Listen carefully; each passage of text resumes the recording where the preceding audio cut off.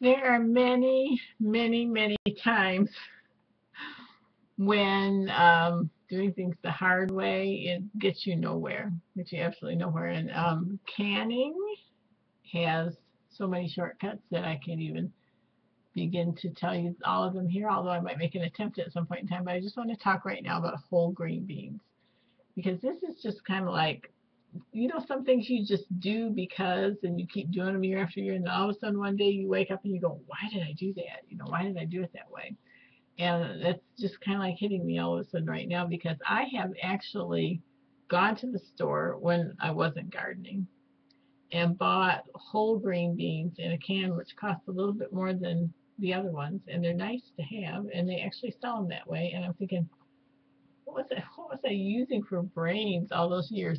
What I used to do, it makes no sense at all whatsoever. What I used to do when I picked green beans was to snap it at the stem, take the stuff home, wash them in the 2 sinks of water. Then I would go back and snap the end off where the stem came from. And then I go back and snap the little other end off. So I guess it's a blossom end with a little sharp point in it.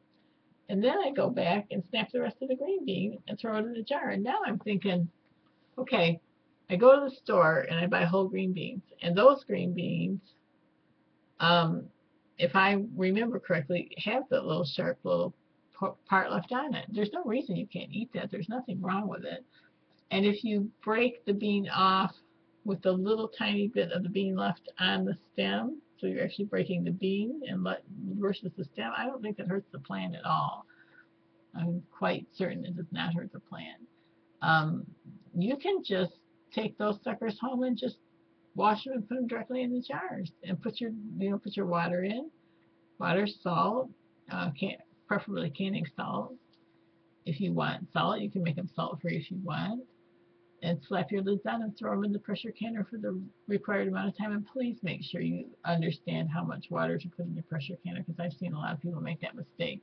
It depends on the canner, but generally my two have been 2 quarts in the one canner and 3 quarts in the other. You do not want the jars covered with water in a pressure canner unless they tell you to put in a certain amount of water and you're using half pint or pint jars. Those might possibly get covered.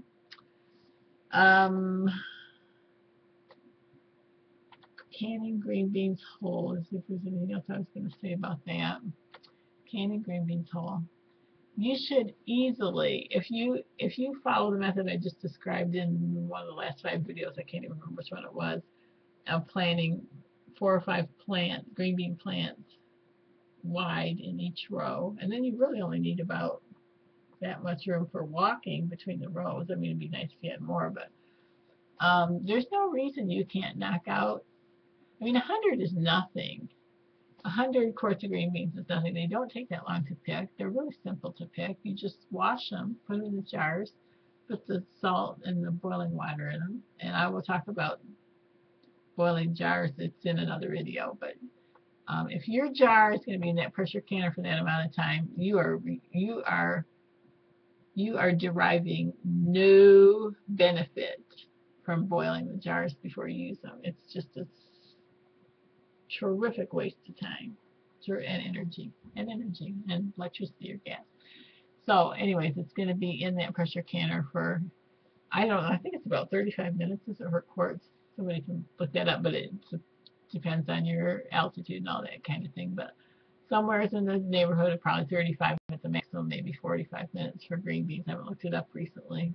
Don't know where my blue books are right now. And you can do 14 quarts easily in a night. And anyways, the temperature is going to get hot enough long enough that you don't need to boil the jars. I've lost myself in there someplace. But if you do 14 quarts a night, 3 nights a week, 14, 14, 28, 38, 39, 40, 41, 42. Is that right? 42 quarts? That doesn't sound right. Oh, my head is getting foggy. I need to take a nap. Okay, you're talking 14 and 14 is 28, 38, 39, 40, 41, 42. 42 quarts if you did them 3 nights a week. And if you did that, okay, we're having 42 quarts a week. Let's just, since I'm getting foggy here, I know I can do the math, but I'm ready for a nap. And the sun is starting to hit me, so it's really going to make me sleepy. Okay, let's say you got 42 quarts once a week. So, I mean, total, 42 quarts for a week.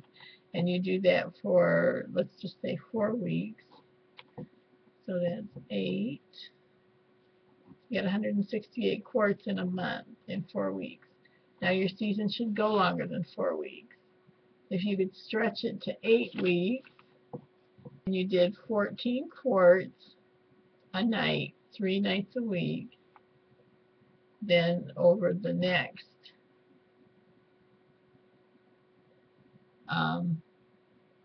4 weeks, if you could stretch your season to 8 weeks, over the next 4 weeks, you'd have another 168.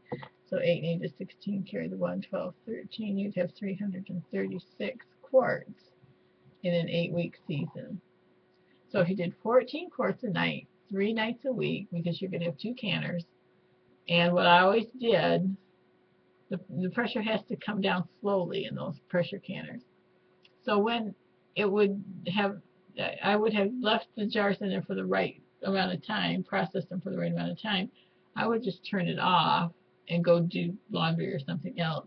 And later on, when the pressure had completely dropped in the canner, I would let them sit a little bit longer so that there was not as much heat shock, and then take them out. This is going to go too long.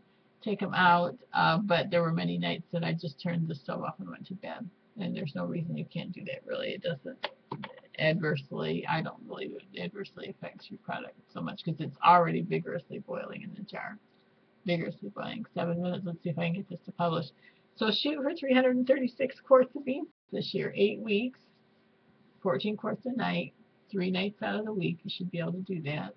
You can alternate your rows. You know, you can have it set up so that they produce on your schedule the way you want them to. God bless your efforts to prepare and my efforts to publish this video and make it happen. Thanks.